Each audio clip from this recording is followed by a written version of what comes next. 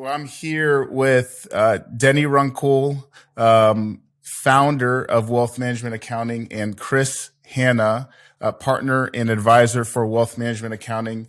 And this is an exciting day. This is our first podcast. How are you guys feeling? Great. Exciting. That's awesome. Yeah.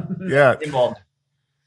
And, we coined the term Wealth Management Unfiltered because I've had a lot of conversations with these guys, with Kris and Denny specifically, and we're going to have a myriad of fantastic guests.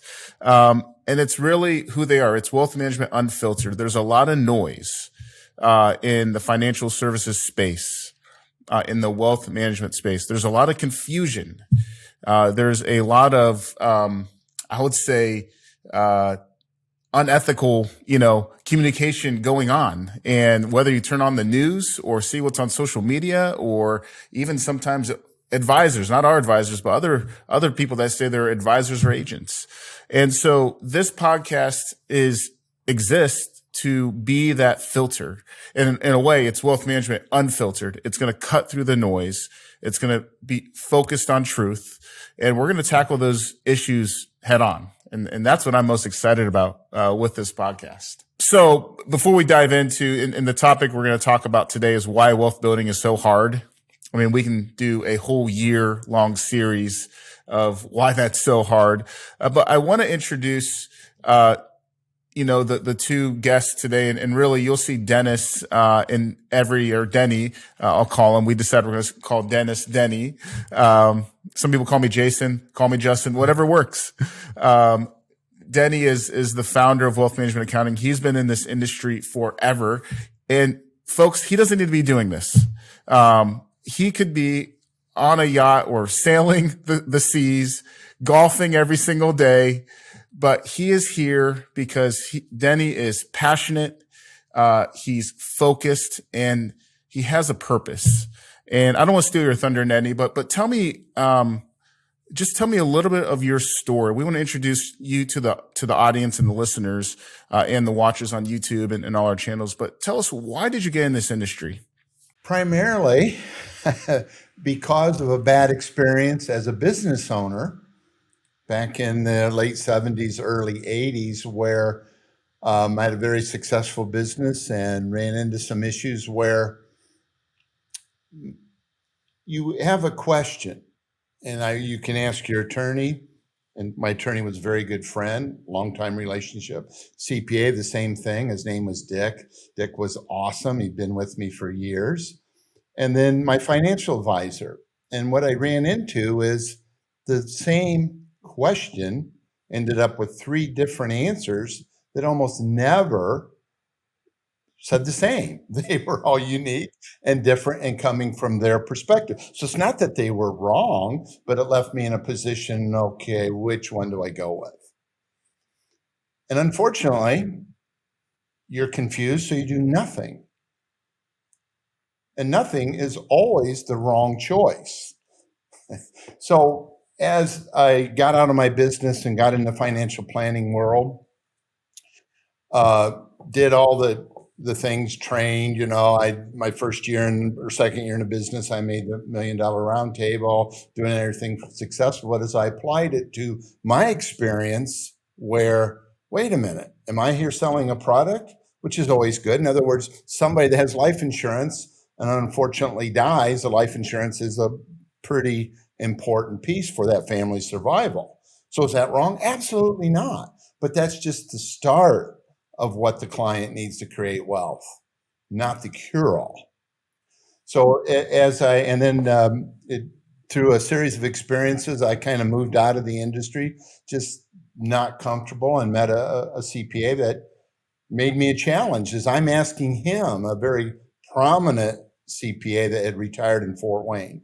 And his name was Bill Boykins. And Bill and I kind of hit it off, and he liked my questions. He said, will you spend the next 2 years with me? And I'd like to show you some things from the accountant's point of view that we wish financial planners would know and do.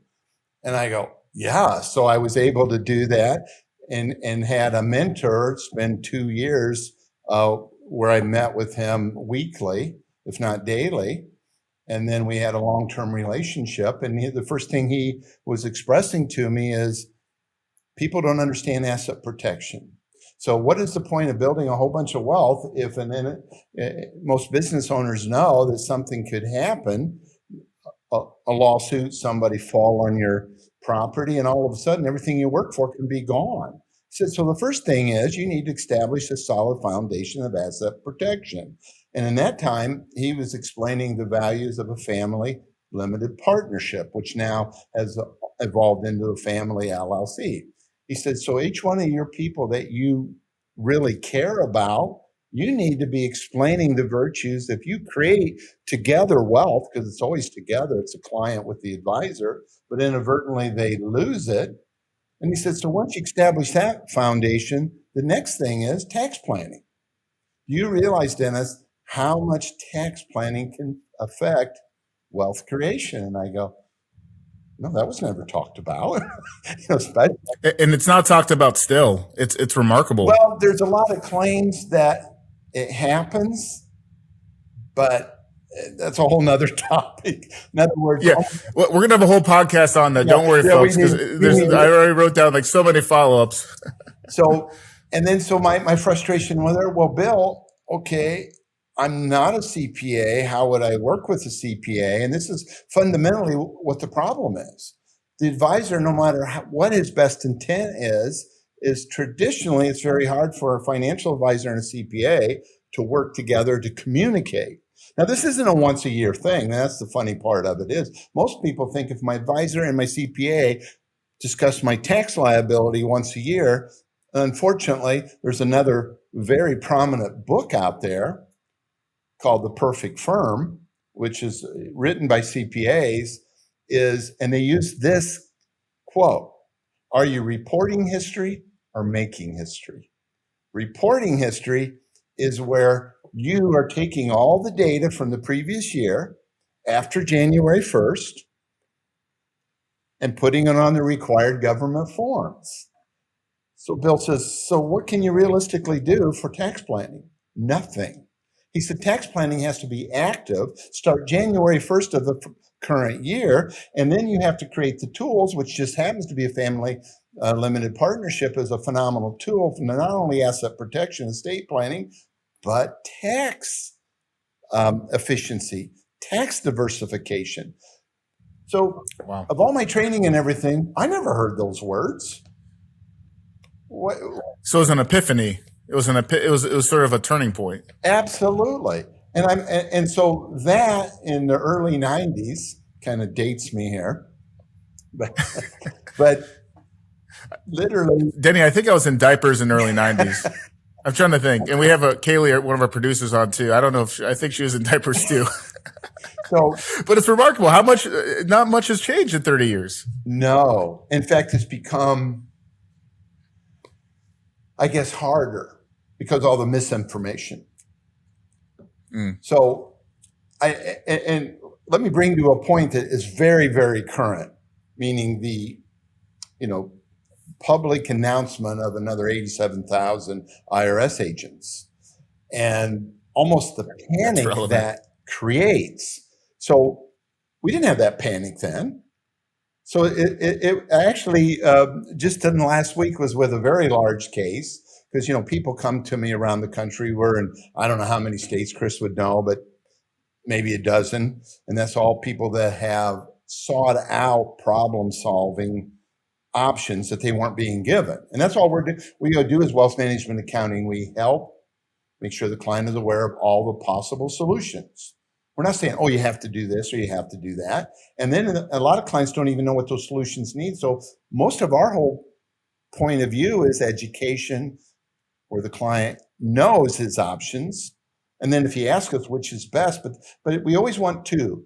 Our philosophy always give two. We'll say we like this one the best, but this may be the most comfortable. It's real important every client's comfortable with the possible solutions.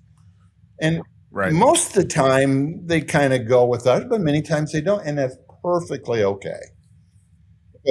Well, and that's the humility that you've had, and I want to just put a stake real quick there because I do want to get Kris's introduction because his story is fascinating, but then I'll kind of continue because I can see a convergence happening. Yes, sir. Where you had this epiphany and then, wait, we got to build this. But Kris, I've heard a lot of stories about you. I don't know if I should share them.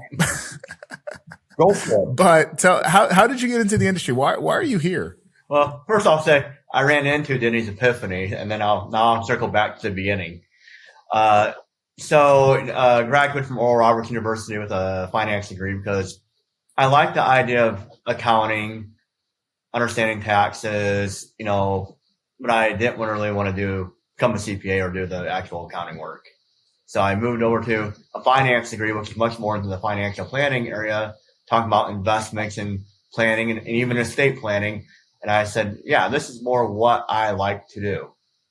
The problem was how do you find a job that really lines up with that passion? And I was going to work for another financial advisor I'd done an internship with, but I kind of felt like that was just doing selling product to people, basically. Just selling it, pick a mutual fund, any mutual fund, it'll work for the client. I'm really not doing any planning. I'm just, as Denny would say, just getting a Happy Meal. Happy Meal 1 or Happy Meal 2 or 3 that somebody's already prepackaged that I have really no control over except for, hey, client, this is good investment to buy. So when I graduated, I was like, I don't really want to do this. And I decided I was not going to work for that financial planner and didn't really know what to do. Through a family connection, reconnected with Denny and came to his office, started talking through my goals and visions of what I wanted to do. Denny was on the same page. Our epiphanies were starting to mesh a little bit. But I had one big issue. And that big issue was that Denny wasn't hiring. And so here I was still trying to find a job. So then I got my epiphany at that point, and I told Denny, I said, well, let me work for 2 weeks for you with no pay. And if I'm good enough for you to work for you, then we'll negotiate at that point and go forward. Now I'm still waiting for my first paycheck. He got me somehow to go 20 years. Deal of the century. Wow. Yeah. Great deal. It's like buying Apple stock for $1, It's appreciated. Yeah. So, but no, we've been now together for over 21 years, and our vision of helping clients is, right on the same line. And I enjoy the asset protection, estate planning, the investment planning, and tax planning all working together. I find it exciting, makes every day unique, and I look forward to helping clients with those needs because they all have them, whether they pay attention to it or not. Wow. And your story is interesting, Kris, because I've heard a lot of stories of advisors and the industry's, it's a tough industry. It's a competitive industry. There's a lot of confusion. Some people start out as agents. Some start out, maybe on the bookkeeping side. Some start right on the investment side. And it seems like, whether it's providence or not, you met Denny at the point of the epiphany, and you latched onto the vision earlier than most, it sounded like. Okay. Well, now let's continue, Denny. So now you have Kris and you're building your team, right? And you've always talked about how great, how blessed you feel, 2022, 2023 of how your team is growing and there's more young people. But I remember back when, we don't have to get into the details of DR Financial and PTA, but it sounded like we somehow needed to bring this all together, right? We have this mindset. We have this way of how we want to do wealth management for our customers. But the problem was, how do we bring it all together? So talk about how that led to, wealth management accounting. Well, as my goal was to have not a large number of clients, but have a smaller number of clients that got a lot of attention. So that was a fundamental difference, as I was very blessed. Literally for, I think, 5-year period, I sold over 300 insurance policies a year, which in any definition was great success, great money. But how do you continue to support that clientele? It was more sell a product and make your commission, get a continuing income stream off that. You know how that works. But I didn't like it. That's not what I wanted to do. So once I moved from being a captive agent to an independent to a successful independent, I still wasn't happy. And that's when I met Bill Boykins. So then the problem was, how do I work with other attorneys and CPAs to create the kind of, and I didn't even know what family office was or that it existed. That became a major revelation much, much later, that this is already out there. It's just that you need $1 billion to get that kind of service. How can we give that service to the middle class? Real quick, give the I would say sophomore high school level version or explanation, or even less, the middle school explanation of what a family office is. And Kris, feel free to chime in, because I think this really gets into why wealth building is hard, because of the lack of the resources or access to a family office. But what is a family office? Well, the family office answers the question that I ran into with my business, is that you have one need, one question, one perspective, yet you have 3 advisors that you would love to agree, and they never do. I mean, it's rare. I never want to use the word never, but let's say it's a rarity. The family office provides that, where there's enough wealth from one family that they have a CPA, an attorney, a wealth manager. They have all the people necessary to manage that family's wealth. And because they're communicating, the family has a clearly defined goal that the advisors are all uniformly working to come up with possible solutions. That's a family office, which is exactly what I was missing when I was a business owner. And how I created my clientele was just asking that question. Everybody, the best advice I ever had was a gentleman said, "Denny, I love what you're doing, but what are you going to do different than the rest of all the financial planners out there? What is going to make you unique?" And what made me unique was just asking that question to someone if they ever been confused or they had a problem and couldn't get their advisors to give even remotely close same solutions. And what if I had a way to get your clearly defined goals with those 3 different professions agreeing? Would you be interested in talking to me? Well, it's almost like 100%. So the first thing I do is bring up. It's a no-brainer. Yeah. And everybody said, "Oh, yeah, I'll give you an hour." So that distinguished me from everybody else of a problem that was universal and coming up with a plausible answer. So I worked for years of creating a network of people to do, but it wouldn't work fast enough. Meaning, let's say a client said, "Oh, I need to go, I want to go on a cruise and I need $25,000. And ideally, we need to find a way to get them the money without creating a tax liability." But that meant, okay, I had to try to, leave a message at the network I had. And by the time they got to you, the client didn't want to wait 10 days for an answer. He wants an answer in an hour or immediately. So we ended up buying an accounting firm with one of the CPAs that had worked with me for years. He was retiring. Kris was initially working. This CPA loved Kris. He said, "If I can work with Kris and we can build this and do a bigger dream for you, Denny, count me in." So that's what happened. We created that, and that created Professional Tax and Accounting.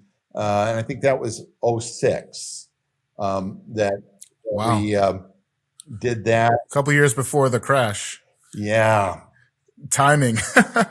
Well, and the crash was wonderful, but you have to understand, and we ought to just mention, the measure of how well your advisor does is how well did you do in the dot-coms, late 90? How well did you do in 9/11? How did every time there was a major correction, how did you do?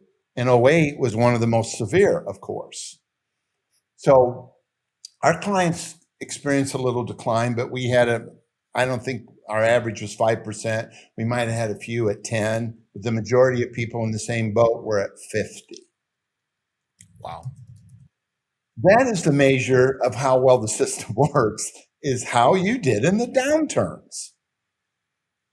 But it takes that family office environment, Yes. so to speak, that only seems accessible to, billionaires in a way, or 100 millionaires. Well, and you hear that publicly touted as a negative, that wealthy people pay less taxes. It's because they have a family office and that's available to everybody. Right. They're not cheating. They're not, I mean, I'm sorry. I guess you see those memes. You see those memes of Bezos and Buffett, and those folks on the political spectrum. They're all over the place, right? But they're paying less taxes than most people my age, and I'm 30. Yeah, from a percentage basis. Now they're they're paying, of course, payroll tax, and their companies are paying a lot of tax, but they could do that because they have access. So you're right. There is that negative perception, but I love that you guys are I want to say you bring it to the masses, right? This isn't for everyone, and we'll get into the model and or maybe you disagree, Denny. And we need to get in that, but I have this wonderful staff that started kind of getting on my case. How do we start a younger person creating the right environment to create wealth versus you want to work with people that already have had the discipline and have a measure of wealth? And I mean, they hit me hard. I said, so we can't ignore the younger generation where they're not even given a chance to create an environment to succeed. And they were right. Go ahead. Yeah, and that goes back to the family office conversation. I mean, if I came to you, Justin, and I said, you want me to help you, or would you rather have me help you with your family? I mean, most of us are going to say, no, I want you to help my family, because if I'm not here, I want you to help my wife or my kids or whatever. So when you go back to the family office, it's kind of the same thing of, well, do you want me to help you with your accounting needs, taxes? Well, yeah. Well, that's just kind of one thing. But the family office says also, you want me to help you with your investment strategy? Well, yeah, I want to still retire. You want to help me with my asset protection? Yeah, I don't want to lose my assets. And what about your estate planning? Well, that too, because I'm going to die someday, or I want my assets to transfer to somebody else. So those are all things, whether you're multimillionaire or, as Dennis was talking here a second ago, you're talking about a young person that's coming into my office, it's 25 years old.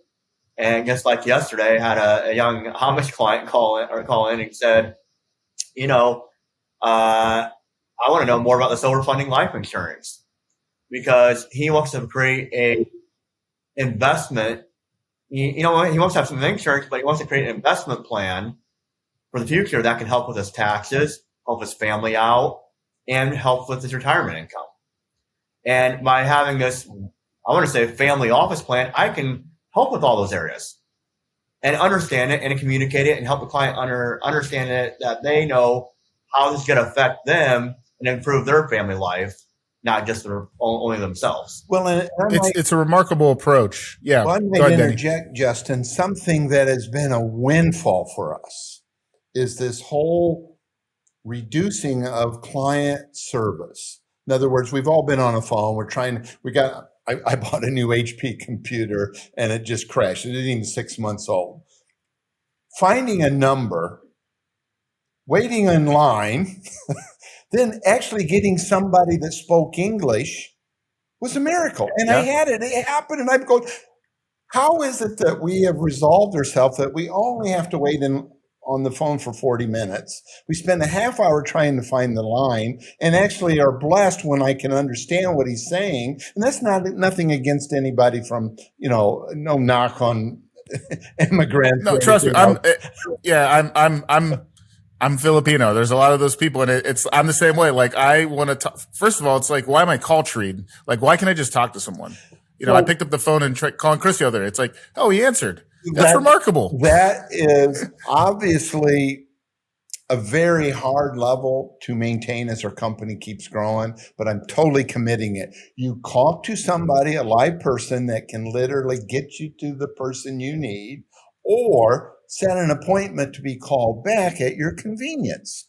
That is now becoming such a phenomenal service comfort level when you're talking about people's money, about their asset protection, about their estate planning. When they call, they don't want to wait an hour. They don't want to talk to somebody that isn't even a person that can realistically call. So the level of service where you will not leave a number on business. Now, we only have 20 lines and they could be all full, but it hasn't happened yet. That's the thing, not to, maybe I'm biased because I'm the host, but I had a friend that called We appreciate Prodocs I had a friend that called Prodocs, and there's a great, tax lawyer on staff, Barrett Rodriguez.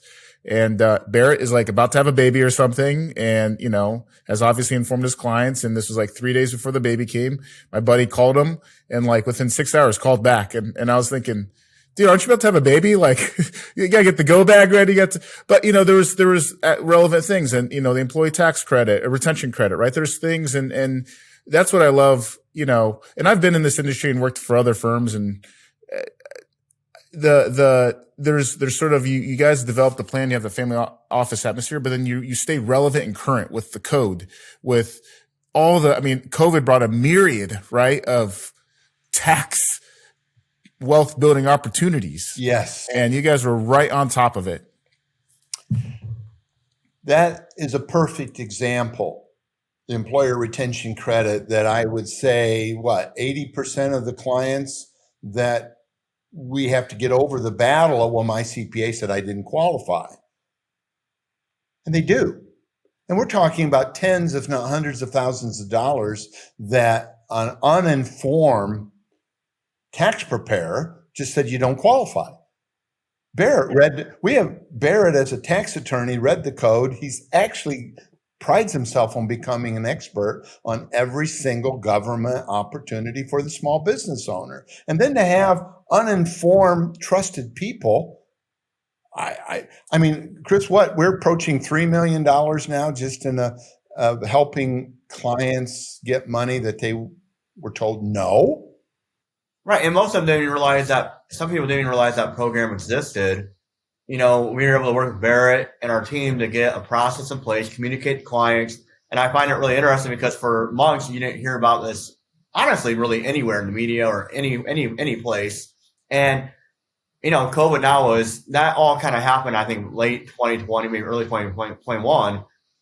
We've dealt with every client that we had here in our office. We expanded out to other clients or people that weren't even clients. And it's going now as I drive to work every morning and listen to a radio station that now there's a commercial on there almost every morning about, hey, call our firm. We do employer retention tax credit. And I'm like, yeah, we did that like a year ago. Late to the party. Yeah. Not that, people still need help, but man, I mean, it's like, you got to stay on top of stuff and be out there early to help you out. Cause you never know too, when the government's going to turn those spigots off or turn down those programs.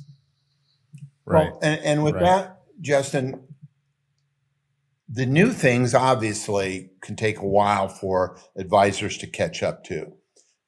But our biggest, where a client is just kind of in shock, is the tools that have been around for decades that you're not aware of.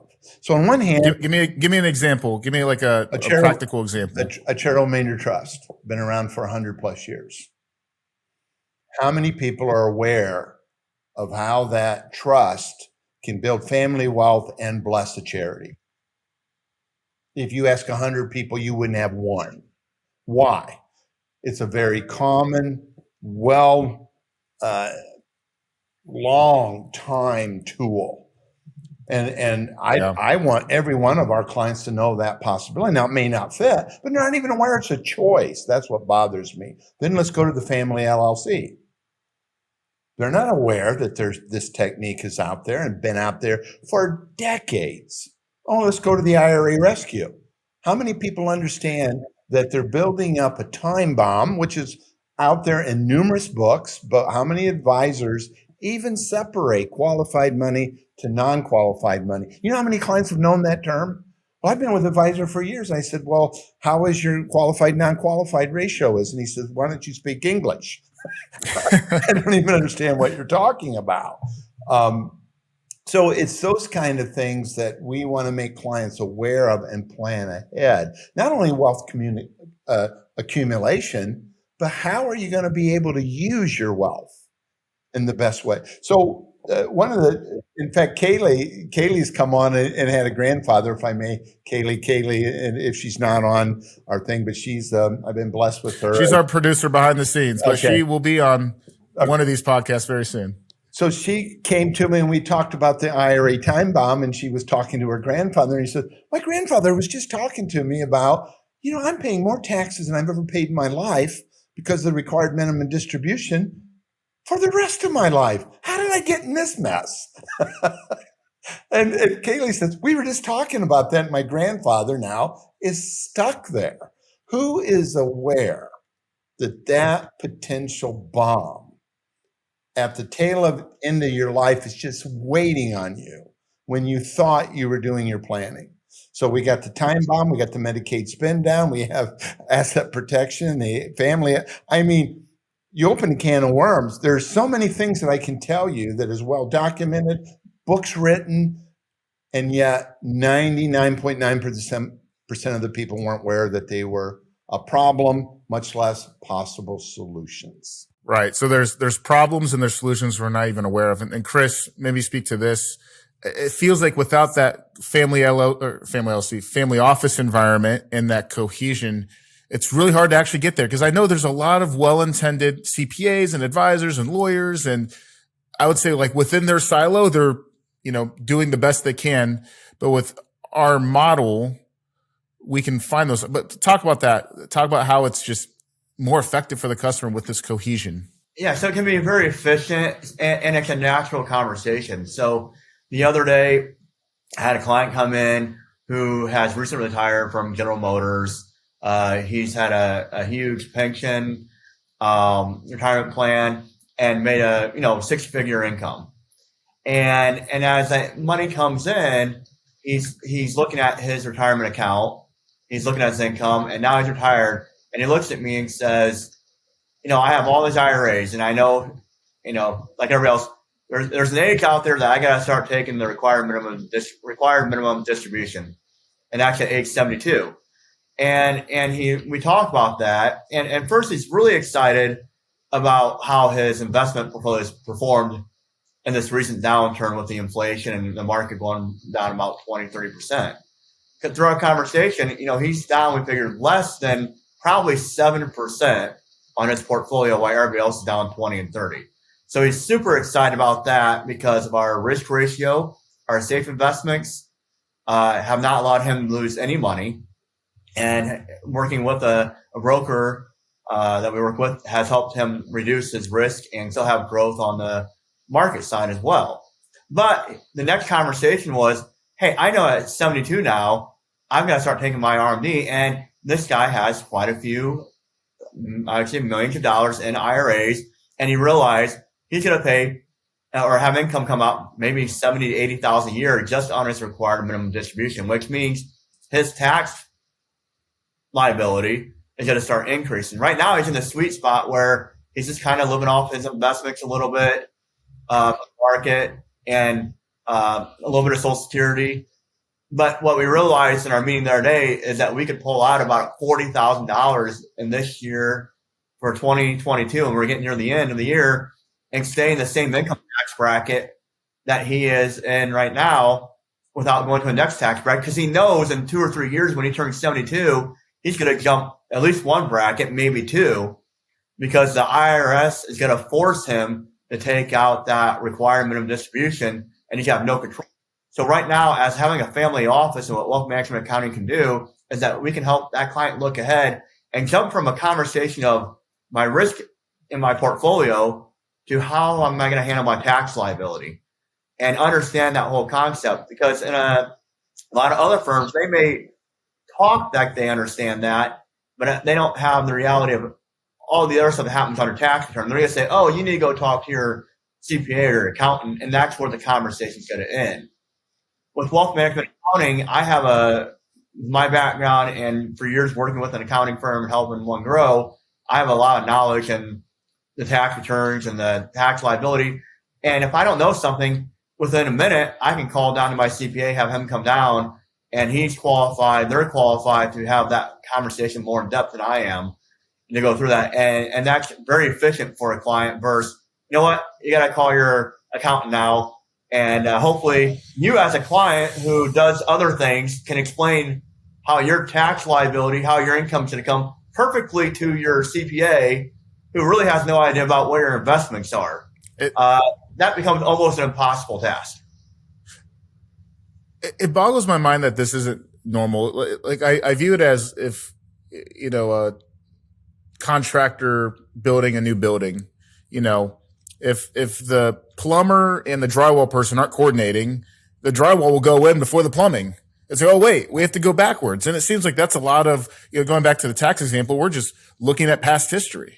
We can't be proactive. We can't be, because there isn't that, it's almost a no-brainer.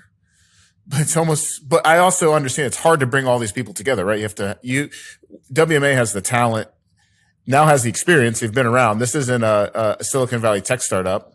But we are on the cutting edge of technology. And I know, Denny, we've learned a lot, whether it's through mistake or through growth, but our clients are always taken care of. Well, and back to where I started, how I find such quality people that see this vision and want to be part of it, where we have a CPA, we have an enrolled agent, we have a master's degree in accounting, we have a seasoned tax attorney, all just as one side of that equation available that our clients have access to. I know it was the other day and somebody had a question. I said, well, I'll just call this attorney up. So we have 2 attorneys that we work with and send a lot of business, and then we have 1 on staff. So they all have different expertise. So Paul Sauertag is a friend of mine for 30 years, outstanding attorney, estate planning attorney. And I said, well, let me call Paul. And he said, wait a minute, what do you mean? Well, I'll call him right now on his personal phone, and he'll talk to me. And he says, you have the ability to do that? And he's not going to send me a bill? No. What is that worth to a client that has an issue? And what that also expresses is if I'm not sure, or I'm in an area where we might be practicing law, we'll get an attorney on the phone so that we don't cross those lanes. Super important. And I had that happen this week. I was in a meeting with a client regarding their power of attorney, and we were discussing how it worked and all that kind of stuff, and we needed some assistance. And I called Paul first. He didn't answer his cell phone. I called his office. They said he's out of the office. I already had a text in before I did both of those things, and I just told the client, he'll probably contact me before we get out of this meeting. Sure enough, a few minutes later, he texted me, I can call you in 5 minutes. I said, great, come give me a call. And so we only met the client for 45 minutes. And within that time, maybe not happen every time, but I was able to get Paul on the phone. Help the client give some advice. You know what? And the client's not going to get a bill for it because of our relationship. Now, there's certain things he may have to do where they will get a bill, but with our relationships, we can also be more efficient and effective in helping people's situations much more quickly than they can most of the time. Again, usually you got to wait and go to somebody else's office. Well, and Justin, I don't know if you're picking up, we have a tax attorney that's a tax issue. We want to be specific. If it's an estate planning issue, we have a specialist on that that's at call. This is not where we just are represented by one attorney that can do all things.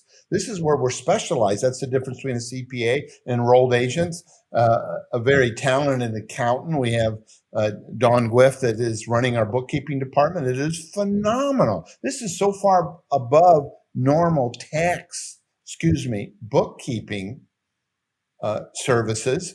Dawn is an accountant that's running my bookkeeping department. So if we have an issue, we go right to Dawn. You're not talking with, and nothing against bookkeepers, but we have people that have multiple skills, resources that have chose to work with us. Back to, I was so thankful that these people chose to spend their career with us.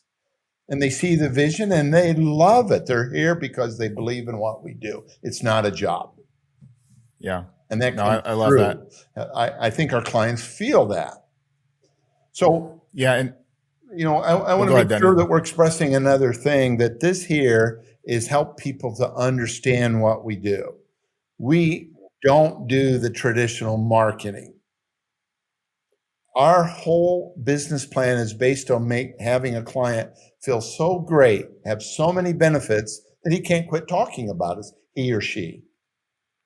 So our whole goal on service after the sale means once they create a relationship is to keep that person where they're getting such phenomenal service that they will give what we call a warm referral. Our business is built on warm referrals, which is very unusual to other marketing firms. And people say, well, we haven't heard of you. Who are you? We don't see you on TV. And I said, that's the very reason you want to work with us. That's kind of the point, right? Yes. And, marketing, the financial services, and that's a big bucket. It's the most competitive from a buying keywords and advertising and space. Yes. It's the most expensive because everyone's trying to do it. And it's a race to the bottom.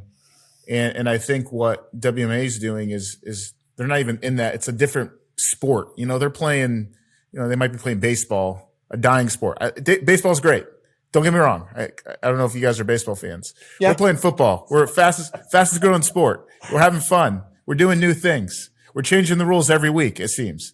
Well, I think we're trying to, really, the cliche word of boutique. I mean, we're in the financial industry, but we're not really trying to be like everybody else. We have our own philosophy and our own goals that we've been doing for 20 years and refining those. And I think it says something that when we really haven't had a huge marketing budget or push, that our referrals have gotten us business for over 20 years. To me, that, like I said earlier, that's almost unheard of in most businesses. And that's all about providing the right service to those clients and meeting their needs.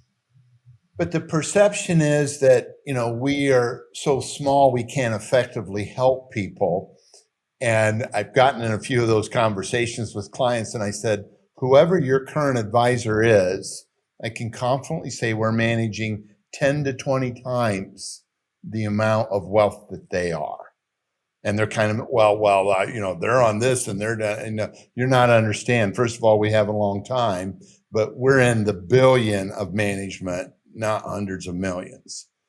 And I don't want to get into showing off, but if you're afraid because you haven't heard of us, that we're some small guy that might be here today and gone tomorrow, let me assure you that we're a significant force and have, especially with working with Reynolds Wealth Management, again, another 20-year relationship. That's so important. Yeah. Kris is 20 years. Paul Sauertag is 20 years.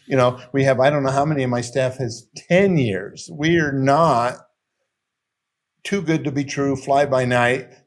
And that's what we get portrayed at many times when other advisors can't compete with us. And we're not trying to compete. I don't want that word compete. It's, are we meeting the client's need and helping them solving problems?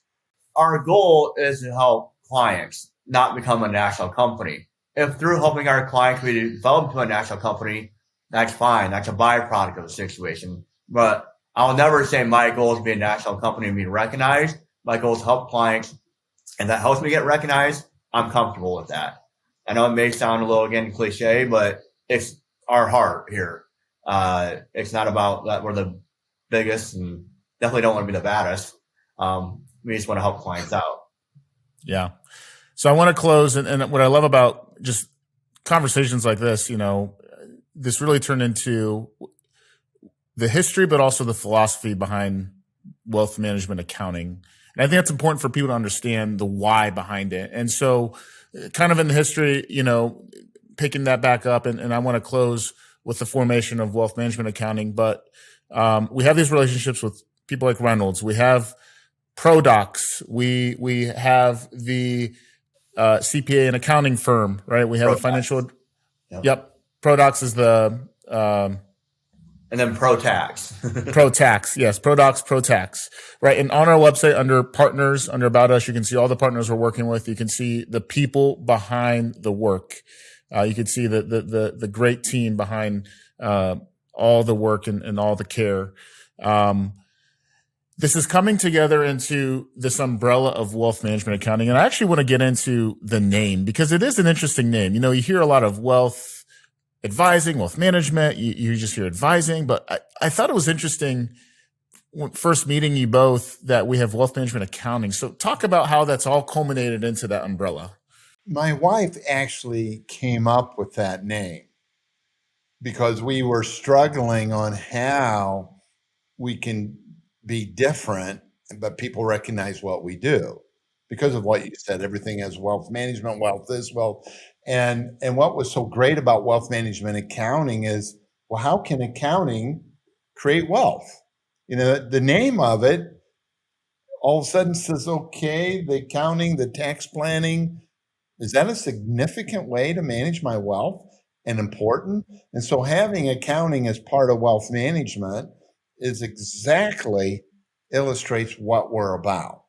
That tax planning, as we just talked about the IRA time bomb, tax planning, tax efficiency is much different than tax preparation and tax management. People would think all those words are the same, and they're very, very, very different. The word tax diversification, you hear of investment diversification. What do you mean tax diversification? It's not even something that's in a lot of people's vocabulary, but it is for the wealthy. Why don't people aware of it? And the funny thing is, you know what our biggest criticism is, Justin, is you overdo it. What a great critique that we're so sorry we prepared these people too well for potential problems in their life. And that has come across. Well, it's insane. Well, I'm sure you heard that last year, probably when the market was crushing it and everyone was happy and every, advisor was doing great. And now this year where the market is not doing as well and inflation is higher, they probably wish they were that prepared. Just a hunch. I hate, and what I call that, you just went on to a very common phrase that I've used. I really never want to be into a lose-lose. So the client thinking they're prepared, then finding out and losing 20, 30% of their income, then coming to us is an expensive lesson for them. And we have a lot less to invest. How do we have to evolve to that lose-lose? And then, we're restructuring and rebuilding what they had to lose to recognize our value. And if this training and these podcasts will help people go through the process, are you prepared for a downturn? Are you prepared for an unexpected death? Are you prepared for retirement? We want plan for the worst and hope for the best. And that's not a great thing. But if we have all the possible things that could be, fall on your family and have a plan for it, it's kind of funny. Murphy's Law kind of makes everybody's experience. If I'm prepared, it never happens. And if I'm not prepared, it always happens. Exactly. So if nothing else, which we can't explain, that phenomenon, but I think everybody on this earth has lived that, Yeah. And that's really part of wealth management accounting is being prepared for any possible negative impact on your finances. And hopefully it never happens. Of course, we can't guarantee, but we have had enough cases where we are prepared that the tough things in life don't have quite the sting as you have a group behind you. So one of the things I want to mention on and make available for another podcast is our financial circle of care. It's a new thing that's come on the last few months and overwhelming acceptance, what that means and how that applies. So if this is out there and people might be interested in what that means and how that applies to their family, Kaylee's at the infancy and creation of that. And it's kind of neat that she's one of our newest employees, but really a big part of some of these next generation level of service that we're really, really excited about. Yeah, that's awesome. Kris, any closing words on bringing this all together? Well, going back to the words wealth management accounting, what I find unique about that is those are very common words, so common in fact that when I try to get it trademarked, they turn it down up front because they say those three words together are too generic. So we have to become a brand, and that's what I kind of like about this. It's emphasizing what we do for our clients. We're creating a brand here called Wealth Management Accounting that helps with asset protection, estate planning, tax planning, and investments. And as we move forward and march forward, and this information gets out there through podcasts and working with our word of mouth with clients, we're going to turn this generic wording that the government says into a trademark that everybody's going to know. And to me, that's exciting that we can turn something into nothing into something that people will know for many, many years into the future, how we help clients out that hasn't existed in past years. Yeah, that's awesome. I'm excited to educate, inform, nurture. This is not marketing. This is education. And with Wealth Management Unfiltered, and you've heard some unfiltered things today. Look, we're going to be straight and honest, and really the operative word is authentic with you, and we're going to bring the heat and bring the grace. And I'm excited to we talk about serving the masses, but let's educate the masses. Let's know thyself. Knowledge is power, and wealth management is a place that can teach, but also help you implement this knowledge. So I'm excited. Thanks, Denny and Kris. Denny will be in almost every video podcast moving forward. Kris will pop in a bunch. We have so many from the WMA team and partners that will be, whether we're talking about the Financial Circle of Care, the team, IRA Rescue. We have some exciting things planned for the rest of 2022 going into 2023. So thanks for joining us today.